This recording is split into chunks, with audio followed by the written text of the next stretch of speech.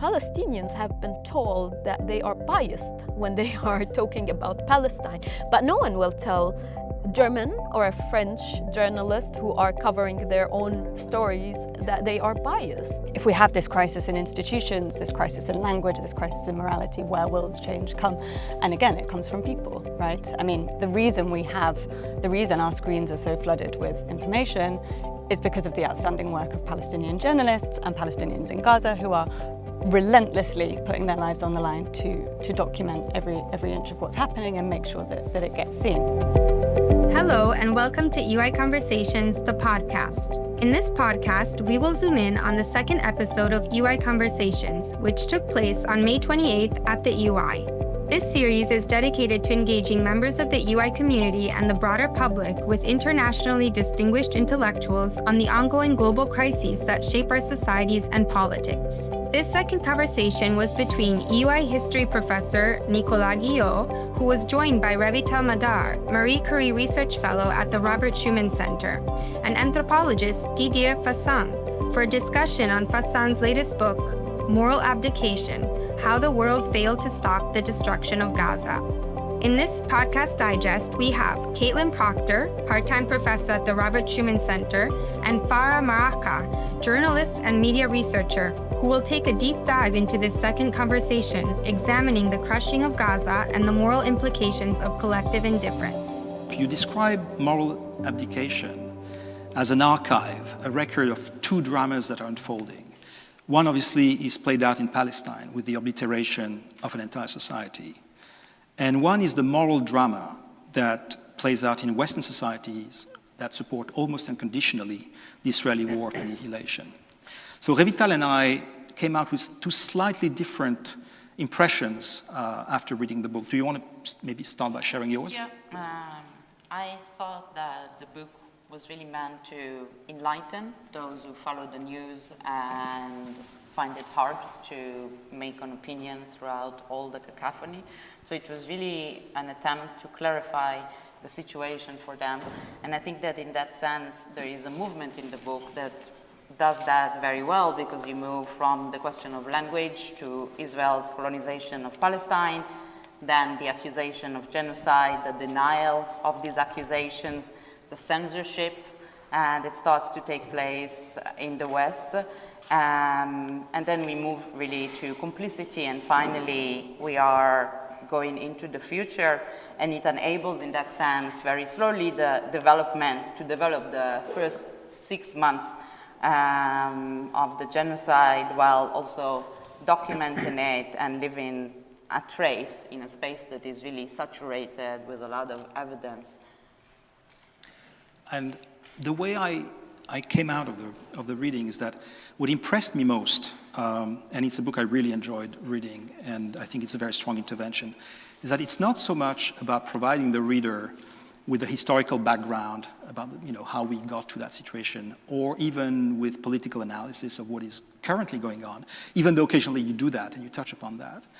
But in assembling this archive of publicly available mainstream information, it created a sort of narrative which I thought was extremely powerful, and there was a sense of clarity, of moral clarity almost, from which the reader has no way out and no way back. He kind of talked about complicity as a word that he agrees with, but he didn't use, because he felt like his target group is the people who are still not sure. On the fence. Yeah, not sure which side should they take. And it is important. I find it very important for a person like Didier to use his legacy, to use where he stands. As a professor, well-established professor, to talk about this. I mean, from how he described it, it felt like he is not only leaving a trace in the archive, but feeling the urgency to leave it as quick as possible before it won't be documented. And I guess he himself felt surprised that this has been ongoing till now. Now we are 21 months. Yes. Like he just covered the first 6 months. As we were saying, it's a short book.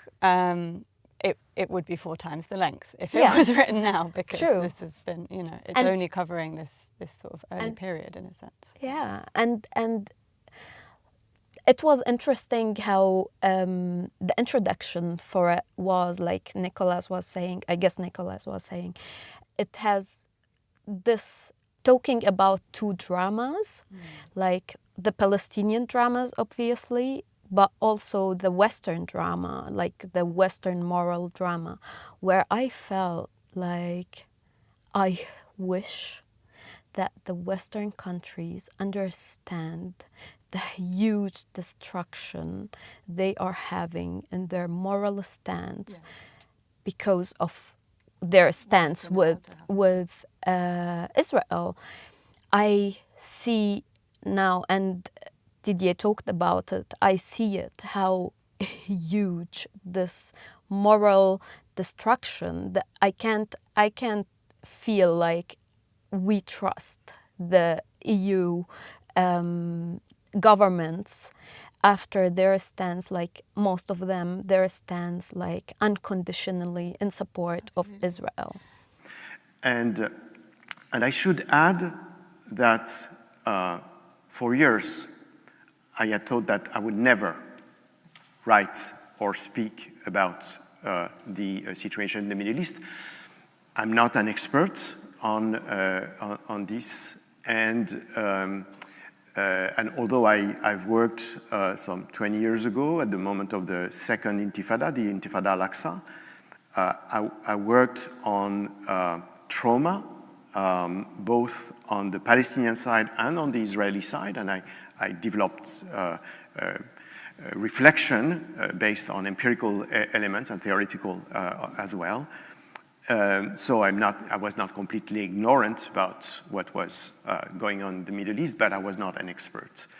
But I knew that it was a dangerous terrain to get into. And neither will the rest of the world be able to trust in these frameworks, in these institutions, particularly people whom these institutions purport to serve, and particularly to serve when it comes to questions of justice, when it comes to questions of accountability, when this international order that these institutions claim to uphold has been the very thing that has not only allowed this to happen, but actually actively promoted this to happen.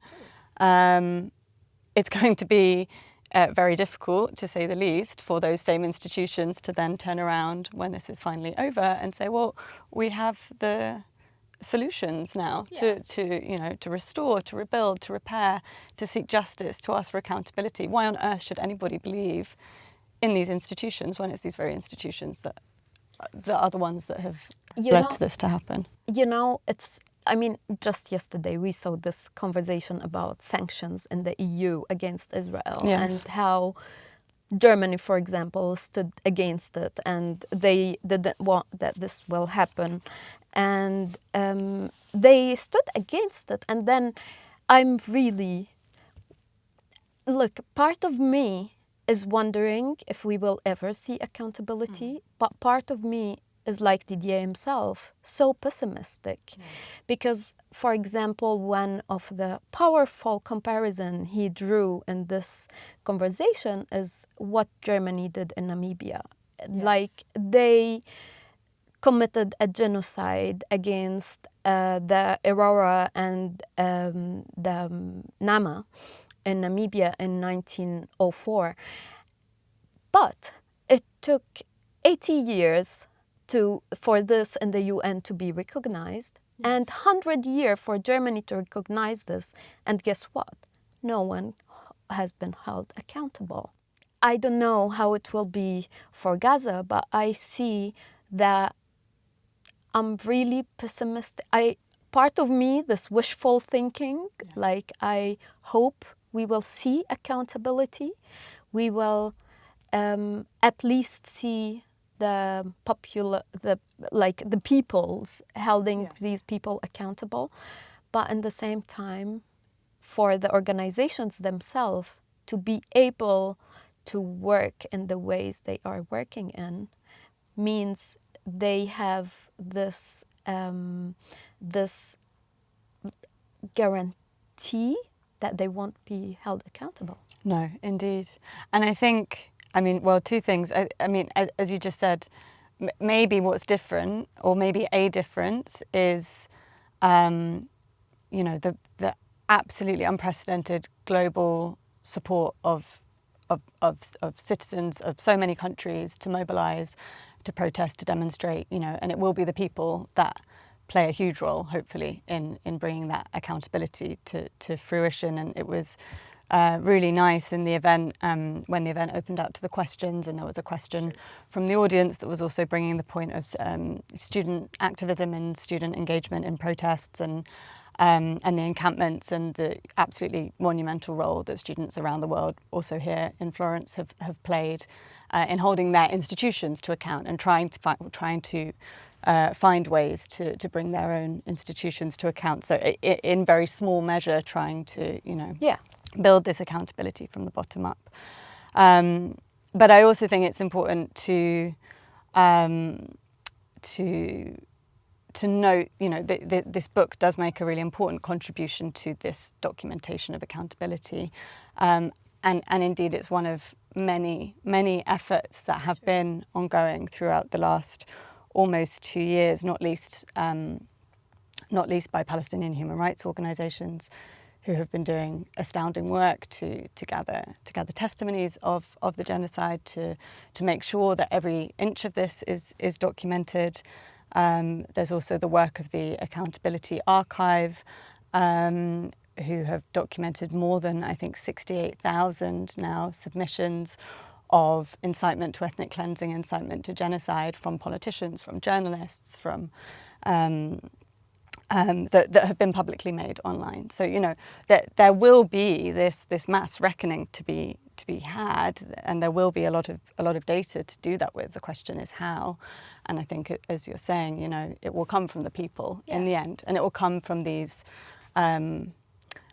Or if we cannot anymore have faith in these big institutions, in the language that we have to deal with this, it will be from people holding their institutions to account, people holding their governments to account, and building this from the bottom up. Yeah, I believe so. But you just reminded me, talking about this accountability and how the archive has been made also by Palestinian organization, of the point that Revital did, and she said from the other schooler, Nahed Samour, and she drew this comparison to what is happening in the climate change and with Palestine. They both are talking, we are always talking about them, but we don't see real movements and real help. And though Didier kind of didn't like the argument, he pushed back, and he gave his reasons, which I understand, but I understand more what Samour is meaning, like Nahed. And I was happy that Revital again came back to the we have been, not only Palestinians, but Palestinians mainly, talking about what is happening for a century at least. We are talking about 75 years since what is happening with Israel. Before that, there's the British Empire colonization. But we have been talking always about this. And for us, the urgency that Didier saw in the first 6 months, we have been seeing it, an ongoing ethnic cleansing at least for 75 years. And this, not only frustration, this dismissing attitude from the Western countries, from the other part of the world, that keep telling you that it's complicated. Let's not talk about it. It's more than just two parts. This we have been seeing the whole time, dismissing this argument till things like events erupted and events like 7th of October happened, and then we come to see like now recently a lot of media are talking about it. Let's talk exactly, and let's talk later about maybe the media biases, but where it brought scholars like Didier, who himself said, for many years I thought I will never tackle this issue, even though he was in Palestine in the Second Intifada. He said, I never thought I will write about it, because for him it felt like he's not expert enough, because this is how everyone is putting it in the Western world, like you need to be so expert about this complexity. But when events like what started after the 7th of October happened, he saw this complexity and this uncomprehendable way of silencing and of dismissing on the media side, but also the destruction on the ground. It as if it needed to be that much of a destruction that the Palestinian had to live and go through in order for someone like him to use his legacy, which is great that he did it in the end. And it's great that others are doing it, but it's just showing how hesitant people are when it comes to this. It is. And here I see the similarity, going back again to Nahid Samour, with the climate change. Like everyone is like, oh, it's not urgent, it's not happening. So unless we will see a huge event, no one will somehow coming to our doorstep, flooding our screens, invading our everyday. Exactly. Yeah, exactly. No, it absolutely raises this question of it. It's a call to conscience, but for who? Because actually, for Palestinians, for scholars of Palestine, this has been a work of, as you say, almost 100 years at this point. 2 weeks ago, we had here at the EUI a conference on complicity and responsibility in academia and beyond. And the Palestinian legal scholar Nahid Samour, following a panel on environmental academic complicity, noted that there is some similarity between the Palestinian issue and the climate crisis, in the sense that we have enough knowledge on both issues, and a lot of the knowledge we have is not even new, and at the same time there is just as much a level of inaction. So there is this very, very clear tension between knowledge and the failure of knowledge to generate any response that implies that there is no lack of knowledge, and not because we know everything, but simply because we know enough already. And I think that in a lot of ways your book really confirms what Nahid Samour said, because we are reading about this moral failure, we are reading about the genocide and the silence, and at the same time your book is very rich in references, and many of them have been written throughout these 6 months. So they are, like Nicolas said, they're really publicly available. And I think it raises two questions, this tension. One is about silence, and the other is really about knowledge. So I'll start with silence, and I wanted to know, what does silence mean, and what does it have? What sense does it have really in the face of all the cacophony that surrounds us about Gaza and Palestine? I think maybe even beyond Gaza and Palestine, but that's simply a case that is very, very blunt. So first of all, I would not speak of cacophony. I think I would say maybe there's a dysphony in a way. So it's that there's an alteration of knowledge, and there's an absence of certain voices, the voices of the Palestinians in particular. So, but I understand what you're referring to, and and this situation that you're evoking. So the comparison with environment is interesting. I would still see a major difference, which is a difference in temporality and visibility, because, of course, environment is on a very long period of time, and I think that's one of the ways of thinking about it that is for governments. We see that in France, for example, where we see how, but in the European Union more generally, how much is not done of what should be done, because, you know, it's not immediate. It's something that's for the future, and so there's more concern about some immediate, more immediate issues of different kinds. And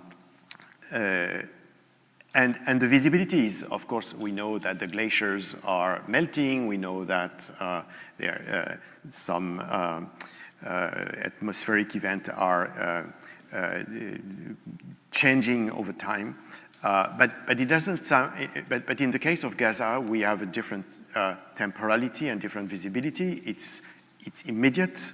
There's a sense of urgency, and there's a visibility, even if it's hidden by the mainstream media. I think there are different aspects that could be said about Didier writing this book now.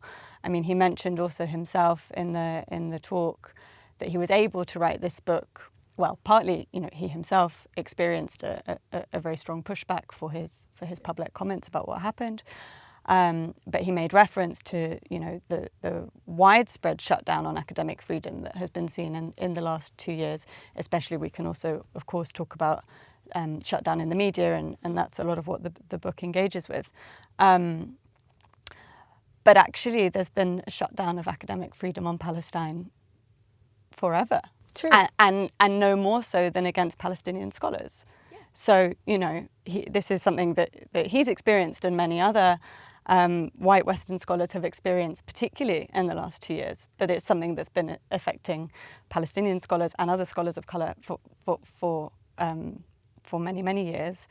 You know, he also, I think he made reference to a study. I think it was the Mesa study last year, which was a survey that was put out around scholars of the region, broadly defined to you know, understand why there was hesitancy, and there was a very alarming statistic of how many people felt unable to speak about what was happening in Palestine and in Gaza specifically in their institutions. But we also have to remember that many of those scholars are early career. They're very precarious. There's a lot of dimensions to be taken into account in terms of understanding this shutdown of academic freedom. But more importantly, I mean, I think coming back to this equivalence, you know, the archive of 2 dramas, Gaza and the destruction of morality, moral language, the ability to respond. It's also, absolutely, as you're saying, you know, with this pushback against Nahed Samur's comments and linking this to broader struggles. I don't know. It reminds me, and I think actually this book should really be read in parallel with Mohammed Al-Kurd's book, Perfect Victim, and the Politics of Appeal, which also came out this year, which is really, you know, making the argument of enough. Why is it that we can't listen to Palestinian voices who are talking about what has happened? Why is it that we constantly have to refer to Israeli human rights organizations who are documenting these things, or Israeli sources who are saying this, or UN institutions who are saying this? No, Palestinian human rights organizations have been saying this for more than 75 years, yeah. for decades. Palestinian scholars have been saying this for decades. Palestinian scholars have been building and writing oral histories of the Nakba and of this ongoing genocide for decades. So why is it only now? Why is this a call to conscience only in the last 2 years? My idea was to not forget. So part of it is to leave a trace, an archive of what has been going on in the first 6 months of this of these ongoing events. And there was also, I would say, a personal stake on it, because on the 1st of November 2023, so 3 weeks after the bloody attacks in Israel, as there were already tens of thousands of people having been killed under the bombing of Gaza, I wrote a piece in a journal online in which I was alerting on the risk of a genocide being committed in Gaza. And I was very careful with the words. I was speaking of a specter of a genocide, and I was certainly not the first one to evoke that risk. At the time, 800 academics had been signing a petition to alert on this. 9 special rapporteurs of the United Nations had written in the same way. So, and some intellectuals also, and experts on Holocaust and genocide studies. So I wrote this piece, and I was very harshly attacked. I was accused of anti-Semitism, of course, and I saw that as and for some time I was boycotted by the media, etc. And I saw that as a mode of intimidation. And I thought, from a position like mine, being someone with a stable position in two institutions, in fact, the Institute for Advanced Study, as was said, and the Collège de France, I should not be frightened or accept these pressures that were coming on me, and I had to continue writing about what was going on. Again, it's like the Palestinians had to die. Now there is a new statistics talking about almost more than 300,000 Palestinians believed to be dead in this genocide. So as if Palestinians need to pay this huge level of price cost. in this short period of time in order to be recognized, and in order for other scholars to start to think, oh, we need to take a stance. And I find Didier doing toward the end of the conversation, a great call for academics to stand by their students and to use their positions in order to protect academics' freedoms. You cannot expect that students will stop the war. So I understand the anger, I understand the powerlessness, but at the same time, it is, I would say, not wanting to be too grandiloquent, but for history, it is important. And this brings me to what is our responsibility as academics, as professors, as researchers who work with students. And I think, first of all, that we have to keep our critical thinking on any topic. And we have to convey this critical thinking. And of course, critical thinking includes disagreements, include debates, and so this is one thing that we have to convey. And the other thing is, of course, and that comes with what I just said, which is defending academic freedom and freedom of speech. And academic freedom is more on the side of, I would say, of the professors, and freedom of speech more on the side of the students, or everyone, in fact. And I think also, as teachers, we have a responsibility toward our students and a responsibility to protect them. But I also, in the same time, it's coming after decades that the Palestinians have been speaking, but not only in the academia.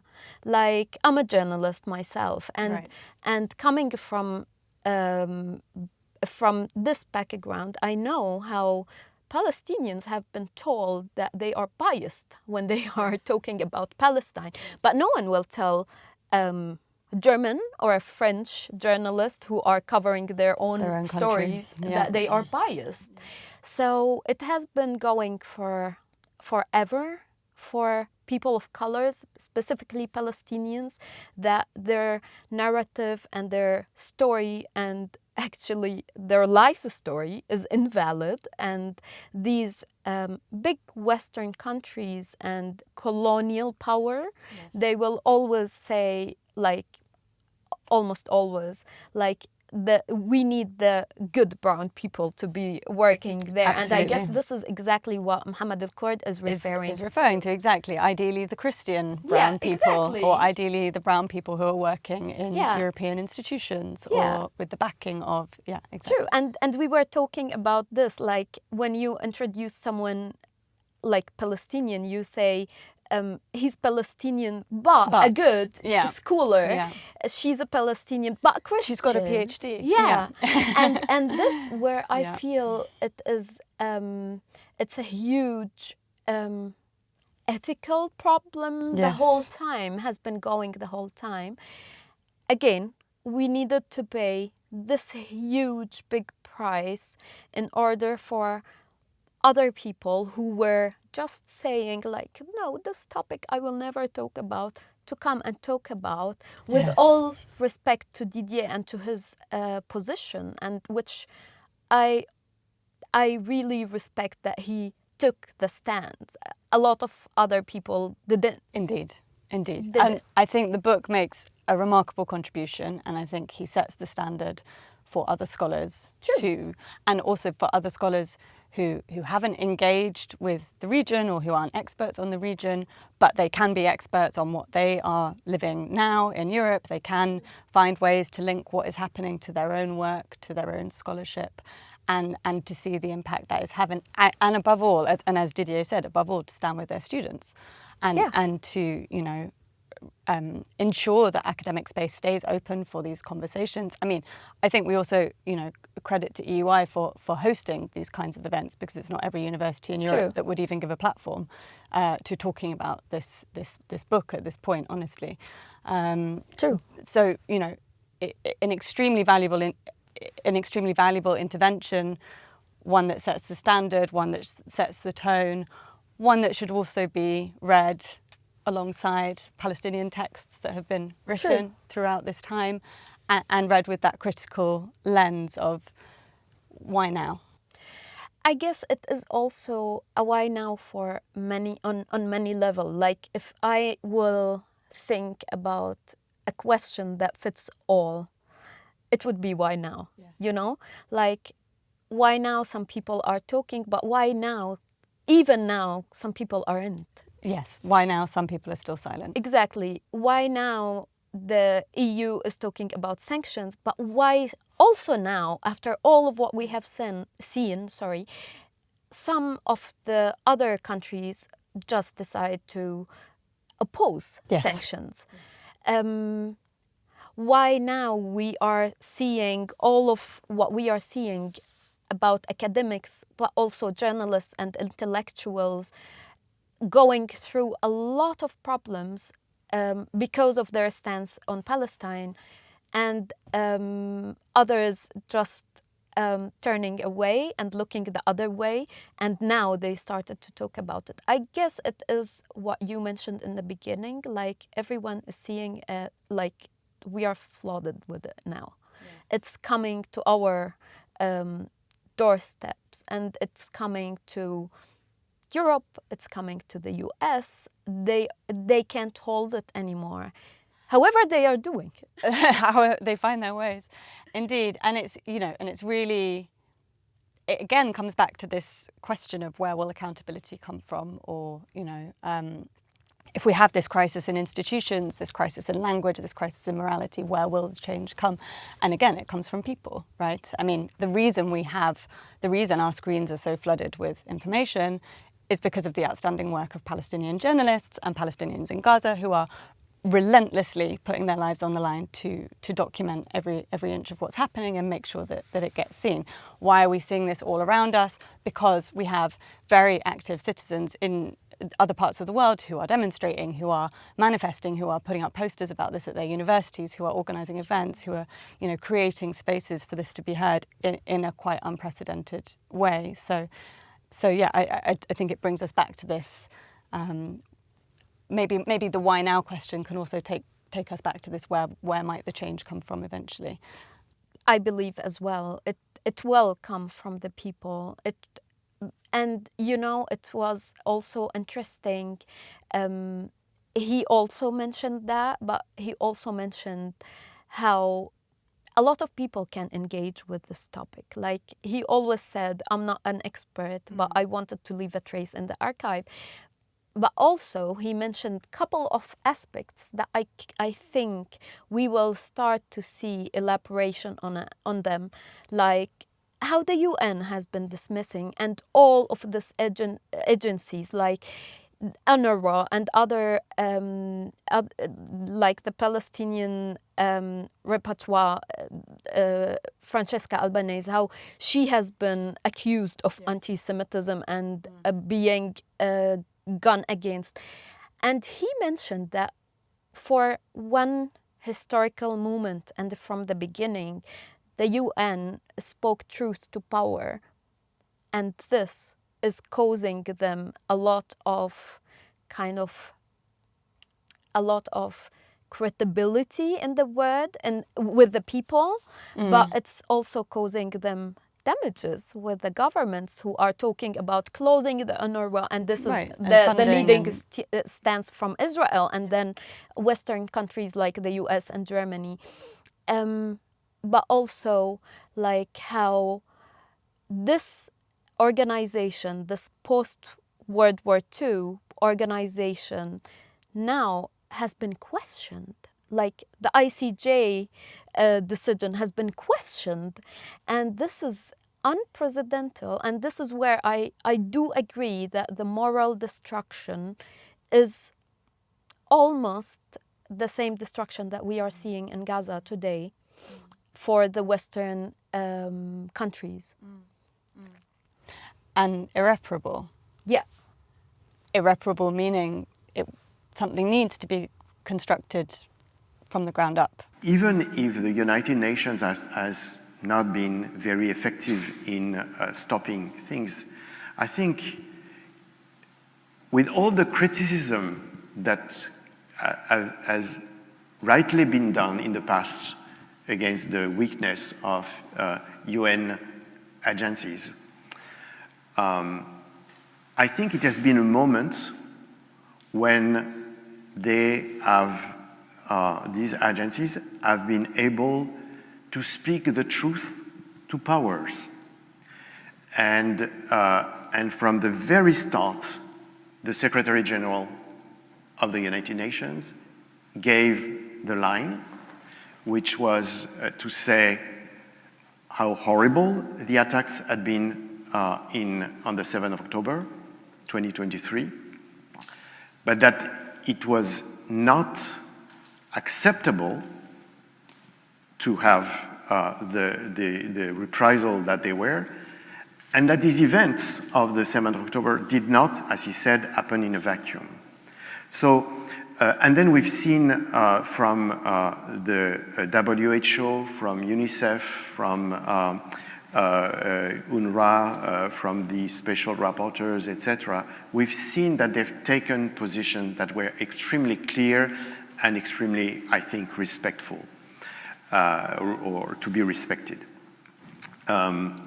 So it is true, as you said, that, and I mentioned that before also, that compared to the values that are claimed by Europe, and sometimes claimed in a very identitarian way, as we have these values that other the rest of the world may not have. I think it is a moment when we see this this discrepancy. I guess it is somehow making the time to challenge all of these narratives that has been going on for years and years and years. And in the same time, it is the time where people from the exact Western countries are saying, no, enough. Yeah. We can't take this anymore. Yes. And Didier himself is an example. Exactly. Yeah. I liked the conversation and I loved how it was. However, I felt like I would have loved hearing more questions, because it felt for me that the questions were so interesting and they gave him the place and the position to speak about as an academic with responsibility, with a huge responsibility. Yes. Yeah, and indeed, it's a book that's written, it's a book that's written to be digested by people who don't consider themselves experts, or people who are looking for, a narrative framework through which to make sense of everything that's happened. So, yeah, I agree. I think more time to see how that resonated with the audience and to see what kinds of thoughts it provoked would have been nice. Yeah, I felt also that the take from Revital and Nicolas was very interesting. Also on settler colonialism, yes.